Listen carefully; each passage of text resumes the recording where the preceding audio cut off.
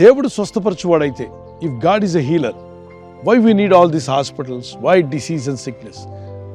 Remember, when you read Genesis chapter 1, when God created, everything was good. వ్యాధులు, రోగాలు, శాపాలు, cancer, TB, asthma మరి ఎక్కడి నుండి వచ్చాయి? ఈ వైరస్లు, ఈ బ్యాక్టీరియా, ఏ చెడున్నది దేవుడు కలుగు చేసింది కాదు, గుర్తుపెట్టుకోండి.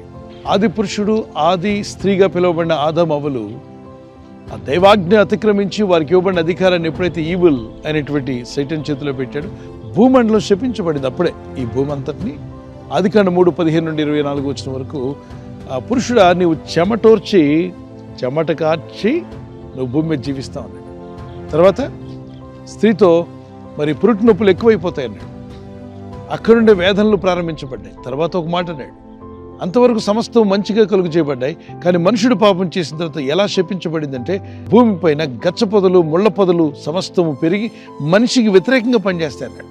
ఇప్పుడు చూడండి, మీ వెంట్రుకలు నడిచిపోవాలని మీరు అనుకుంటారా? ఎవరు అన్నారు? ఒక తెల్లెంట్రుక తీసేస్తే అక్కడ అనేక తెల్లెంట్రుకలు వస్తాయంట. అలాంటప్పుడు ఒక నల్లెంట్రుక తీస్తే అనేక నల్లెంట్రుకలు రావాలిగా. అంటే వద్దనుకున్నదే వస్తుందా?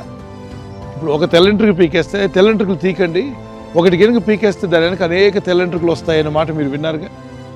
అదే అటువంటిప్పుడు దాన్ని రివర్స్ చేయండి, నల్లెంట్రుక పీకితే అనేక నల్లెంట్రుకలు రావాలిగా. అంటే నువ్వు వద్దనుకున్నదే నీకు వస్తుంది. భూమి మీద మనిషి రోగం వద్దనుకుంటాడు, వయసు మీద పడకూడదు అనుకుంటాడు, వృద్ధాప్యం రాకూడదు అనుకుంటాడు. నువ్వు ఎన్ననుకుంటున్నా ఈ భూమండలం మనం జీవిస్తున్నప్పుడు చాలా నెగటివ్ పవర్స్ మనమే పనిచేస్తున్నాయి. మనిషిగా ఈ భూమి మీద జీవిస్తున్నప్పుడు రోగాలు రావడం గల కారణాలు అనేకం ఉన్నాయి. ఇందులో 5 విషయాలు చెప్పొచ్చు. ఒకటి, పాపం వల్ల. ఆది ఆదాము యొక్క పాపం ఉంది. పసిబిడ్డలు ఏం పాపం చేశారంటావు? ఆది ఆదాము యొక్క పాపం అంటే తండ్రి రక్తం పంచుకునే కదా బిడ్డ జన్మిస్తున్నాడు. ఆ తండ్రి రక్తం పంచుకునే కదా. ఆ తండ్రి అంటే ఆఖరి తండ్రి ఎవరు? ఆదామే కదా. ఒక మనిషిని అవిధేయత వల్ల లోకమంతరి మీదకి పాపం వచ్చినట్టుగా మనం చూస్తాం. రోమపత్రిక 5:12, రోమపత్రిక 5:19 ఒక మనిషిని అవిధేయత వల్ల సర్వలోకము, మనుషులందరిలోకి ఆ పాపం అనేది ప్రవేశించింది. ఏ భేదము లేదు, అందరూ పాపం చేసి దేవుడు అనుగ్రహించి మహిమను పొందలేకపోతున్నామని రోమపత్రిక 3:23లో రాయబడింది. సో పాపం యొక్క జీతం మరణం అన్నాడు.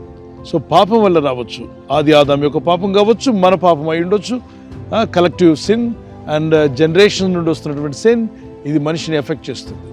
రెండవదిగా, శాపాలు మనుషుల్ని అటాక్ చేసే అవకాశం ఉంది.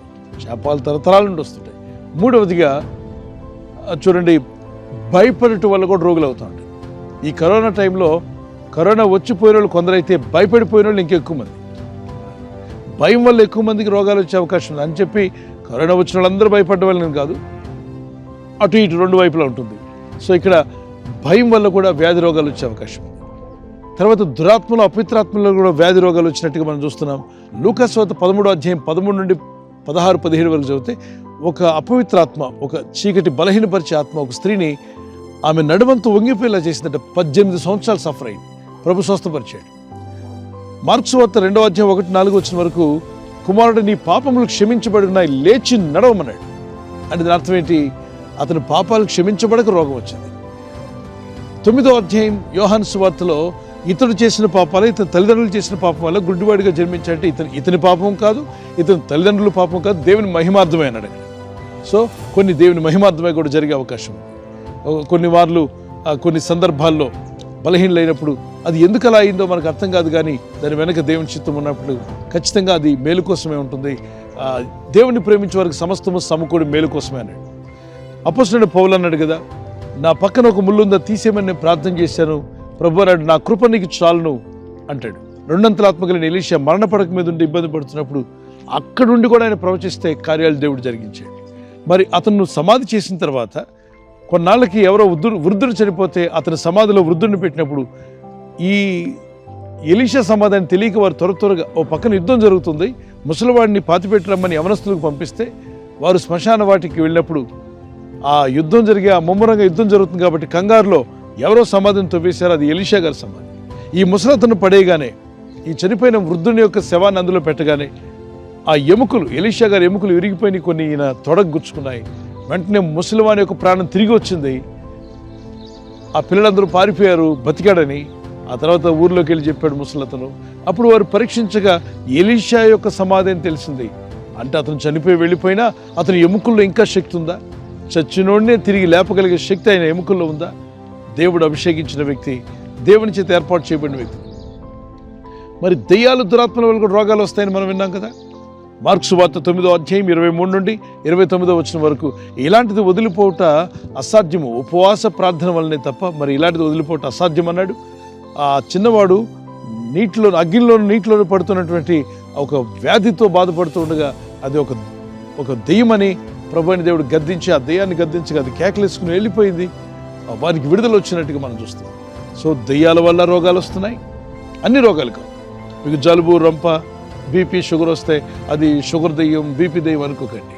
అది సహజంగా ప్రతి చంటి బిడ్డ పుట్టినప్పటి నుండి పోయేదాకా అందరి బాడీలో షుగర్ ఉంటుంది, అందరి బాడీలో బీపీ అంటే బ్లడ్ ప్రెషర్, అది లేకపోతే మనిషి బతకలేదు. కాకపోతే హై బీపీ, లో బీపీ లేకుండా, హై షుగర్, లో షుగర్ లేకుండా దానికి లెవెల్స్ పెట్టాడు, దానిలో ఉండడానికి ప్రయత్నం చేయాలి. సో ఇక్కడ మీరు గమనిస్తే నిర్లక్ష్యం వల్ల కూడా, ఐదవదిగా నిర్లక్ష్యం వల్ల రోగాలు వచ్చే అవకాశం. మొదటిగా పాపం, రెండవదిగా శాపము, మూడవదిగా భయపడటం వల్ల, నాలుగవది మరి దేవుని మహిమార్థమై కొన్నిసార్లు, ఐదవది నిర్లక్ష్యం వలన. నిర్లక్ష్యం పనికిరాదు, నెగ్లిజెన్స్ అనేది మంచిది కాదు. ఓకే.